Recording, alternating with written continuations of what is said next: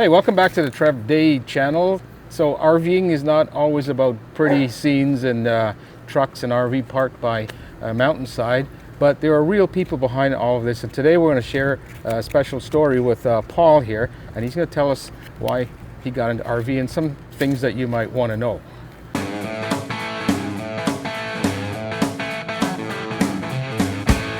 So Paul, what made you decide you were going to take this wheels on the road? Well, I've been camping for probably since I was 16. Started with a two-man pump tent, Jeep, cooler, camp stove.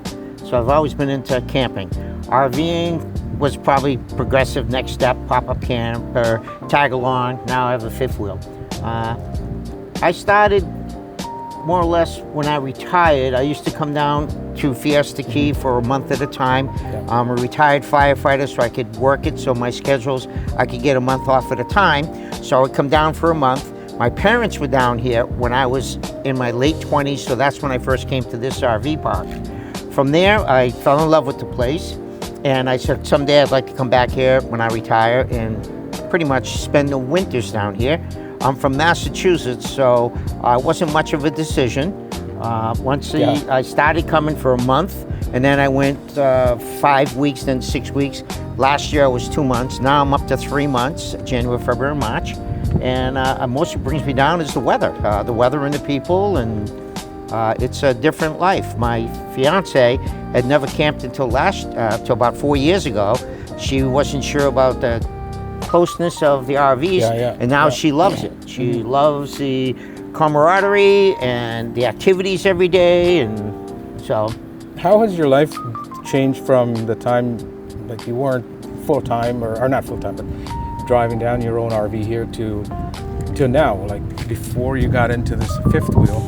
Well, before it was mostly a week at a time up north, New Hampshire, Vermont, Maine. And then once again, I did a lot of weekends or weeks when I was still working. But then once I retired, I could extend my period of stay wherever I went. Right. Okay. What is a normal day for you like? Well, normal day is, a lot of people back home think we just come down here and we party all day. Yeah. We're down here for 3 months. Seems to be the perspective. It's all I tell people is I live somewhere else for 3 months. So I get up in the morning, I have coffee like I do back home. I'll work out for about an hour. I have a workout program I have at home. I bring exercise equipment with me. I'll work out, and then after that, usually the girls want to go out to eat, or we still have to do laundry. We'll play games in the rec hall. My fiance, she'll go to her exercise class or go to an arts and crafts show. So, we do enjoy life as retired people, but it's not just drink and party all day. You still have everything you do back home, but in a rig. You house clean, wax the trailer, clean the rugs, and everything else that maintenance. It's kind of like living at home. You're just in a different part of the country. Exactly. It's just that, for 3 months I'm in a smaller home, but everything else pretty much stays the same. And it's not really a trailer. People think of RVing like this, you're living in a trailer park for that. But some of these rigs are pretty expensive. So, I've got friends, Class A, Prevost coaches, $1.5 million. Other than that, you got tag-alongs you can pick up for like $20,000, $30,000. This rig I picked up used. It was 5 years old, and I paid $25,000 for it, brand new. Back in, I want to say it was 19 when I bought it. The new ones were going about $65,000 to $85,000 for this. This has 2 recliners, a dinette table, 4 chairs, a king-size bed, walk-in shower. Right on. She loves being in here. She don't want to get rid of this rig because she likes the layout. Has an island and a kitchen. We play cards with 6 people in there.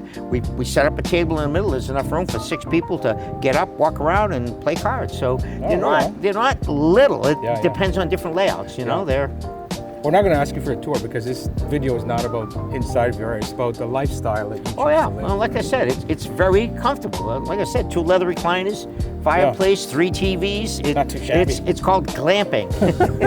Could you ever see yourself going full-time eventually? I don't believe so. I'm a homebody.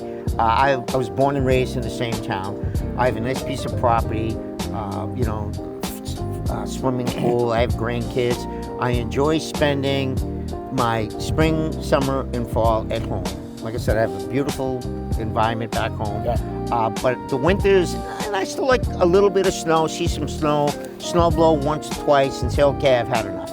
But as far as, you know, as I get older, it's like, you know, all the old injuries, they bother you more with the cold. So I do like the warm weather, and I feel a big difference when I'm here as far as things work better. So here's a question for you now. What if, for young people out there that are coming up now, you're retired, you're enjoying this, you worked hard and everything like that, what advice would you have for them that if they want to see themselves doing what you're doing? Well, it's like anything else. You know, you have to plan. Obviously, you have to have Some a kind of good stable career. income? Yeah. What's that? Some kind of stable income? Yeah, you have to have a stable income, once again, and, you know, you have to plan. It's, you know, I mean, you can either work a little when you're younger, then you have to work harder when you're older, or you work hard when you're young, and you have it easier when you get older. And I was fortunate where I worked harder when I was younger, and I was a private, then a lieutenant, then a captain. I retired as deputy chief, and a lot of people said, wow, you work real hard. Well, you know, when I retired at a deputy chief's pay, and they retired at a private's pay. So my point is, I get to retire at a lot better income, and I get to have a good lifestyle now. So once again, you have to prepare, and it's, you know, you have to decide, what do I want? I knew this is what I wanted. I knew this when I came down here when I was 28 and 30 and 35, and I said, no, this is where I want to spend my winters. So I planned, and so far the plan's working out pretty good. See, that's good, because a lot of people don't think about that. They think about the now, they enjoy life, they spend the money, and then when they get older, they're like, oh, what am I going to do now? Yeah. So, I mean, you know, I always say, you know, you live for today, but you put away for tomorrow. Right. You know what I mean? You still want to have fun every day. Okay, great. I'm not saying, you know, sit home in a rocking chair, but, you know, you live for today, but you put away for tomorrow. You always plan, like, you know, at least that's what I did. And so far, it seems to be working pretty good. You could sit here in a rocking chair up north. Well, if it comes to that, I'll bring one. All right. Well, Paul, thank you very much for chatting with us here on the Day Travel channel. I'm sure you've offered some good advice, and this is what I want people to know, that young people coming up now, that if you see yourselves or want to travel the country and enjoy some of the warmth, especially in a wintertime like this, you know, people are, you've seen the weather up north there?